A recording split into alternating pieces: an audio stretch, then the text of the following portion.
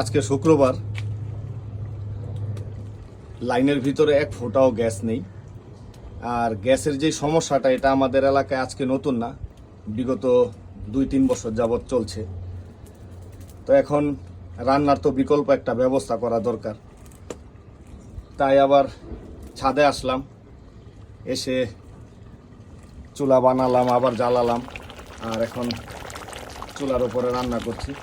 আর আমি আজকে রান্না করছি গরুর মাংস, কারণ না খেয়ে তো আর চলবে না, খেতে তো হবে। তাই মাঝে মধ্যে এখানে গ্যাসের সমস্যা থাকলে আমি ছাদের উপরে চলে আসি, আর এখানে লাকড়ি জ্বালিয়ে রান্না করে ফেলি। তো দেখুন কত সুন্দর রান্না হচ্ছে।